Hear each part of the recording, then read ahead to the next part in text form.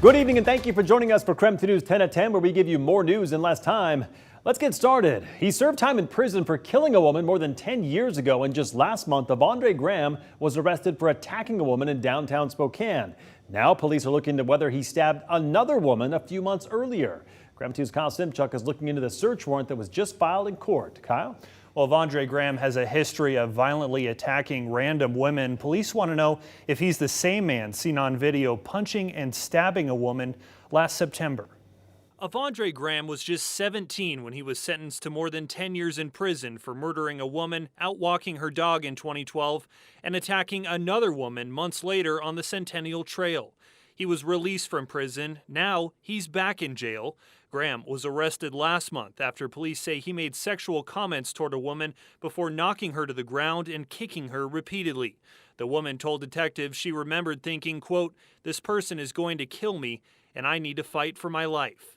In a new search warrant obtained by KREM 2, police say a very similar incident occurred months earlier on September 15th.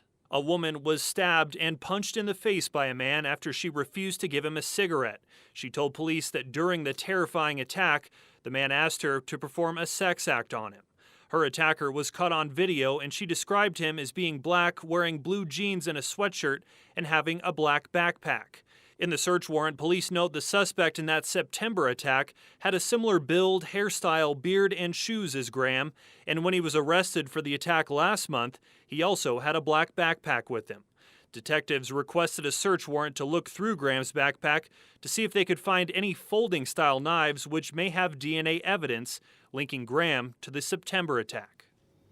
And according to court documents, Graham met with his probation officer 25 minutes after last month's assault. She said the meeting was short and noticed Graham was hacking and coughing a lot while using his inhaler. Mark? Kyle, thank you very much. Also developing tonight, the sexual assault unit with the Spokane County Sheriff's Office is searching for a suspect. So take a look at your screen. This man reportedly acted inappropriately toward a barista at a coffee shop in Spokane Valley. Detectives got these photos from surveillance video, and they are asking to talk to anybody about him and to him about the way he acted. So if you can help identify this man, call the SAU. That number is right there at the bottom of your screen.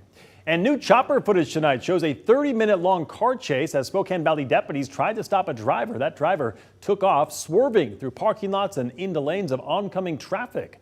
Deputies followed closely, and finally the driver parked and he and his passenger started to walk away, but deputies found and arrested them. They have been booked into jail for attempting to elude a police vehicle as well as reckless endangerment. Well, after days of sunshine, it looks like we could see some snow heading our way. Let's get straight to Chief Meteorologist Jeremy Legoo for more on the forecast. Jeremy?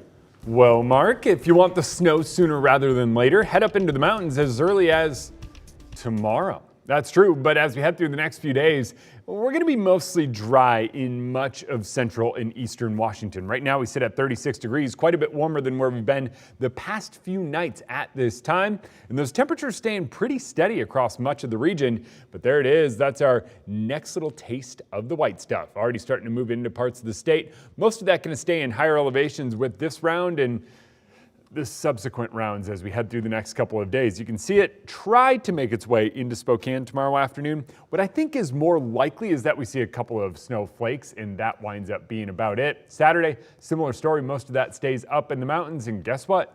Sunday again, mostly cloudy, highs in the 40s, snow in the mountains. But as we get into next week, temperatures take a dive and see that 38 on Tuesday. That's likely when we see more widespread snow even here in Spokane. All right, Jeremy, thank you very much. We'll check back in with you later in the broadcast. Eastern Washington men's basketball back on the court tonight, trying to hold on to their winning streak. Sports Director Travis Green joining us live in the studio tonight to tell us how the Eags played tonight. Travis? Hey, Mark. The hottest team in the country is out in Cheney. The Eastern Washington Eagles looking for win number 16 in a row tonight. In doing so, at home in Reese Court, Casey Jones's Rec Specs iconic. First half, a big spark from the bench. Dion Stroud with 12 points in this one. He scored 7 straight EWU points. Here's 3 of them for you. Later in the half, this time it's Angelo Allegri dialing in one from long range. Eags led 34-22 at halftime. Second half, Allegri again from Tripletown.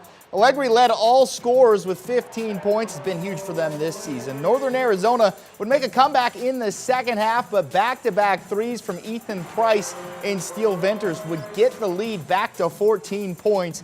Casey Jones also finished in double figures with 11. The Eags go on to win this one 72-55. Our Andrew Quinn has more on the Red Hot Eags. Well, Travis, the nation's longest winning streak is up to 16 games following a wire-to-wire 72-55 Eastern Washington victory over NAU tonight. The Eags ran through a tunnel of Eastern Washington football players during pregame introductions and began the game hot, hopping out to a 12-2 lead.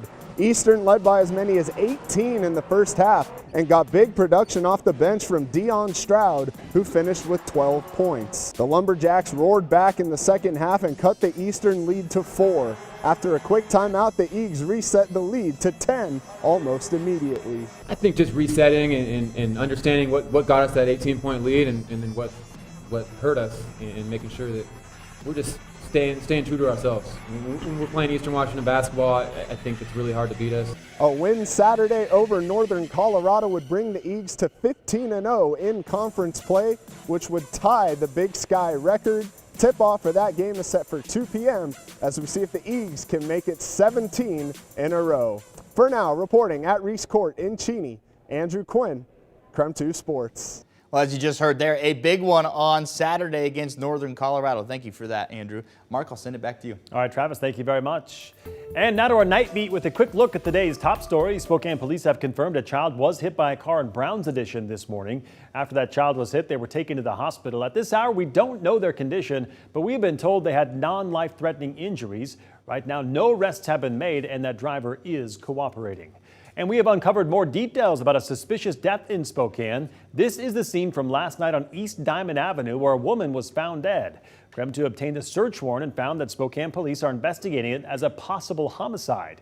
Those documents showed the woman's sister called police at around midnight on Wednesday for a welfare check after she couldn't get a hold of her sister. She told investigators her sister had sent her pictures of injuries that she claimed her ex-boyfriend gave her. She was eventually found dead inside the apartment. Investigators noted injuries including a black eye and a baseball-sized lump on the woman's forehead as possible signs of a homicide. Spokane's regional leaders are gearing up to make a joint effort in reducing homelessness. Once that joint statement is signed, a 90-day due diligence period will start. During those 90 days, community leaders will identify a regional system to address homelessness, and this could be built on shared finances, data, and other resources. In a Spokane City Council meeting this morning, the significance of that statement was explained. Coming together and saying, yes, we'd like to have this conversation. We haven't made any decisions yet, but we are interested in a conversation about a regional collaborative approach to addressing homelessness. So once the statement is signed, other jurisdictions like Cheney and Airway Heights will also be asked to join the discussion. And that was your Night Beat. To learn more about any of these stories, just text us the word NIGHT to 509-448-2000 and we'll send them directly to your phone.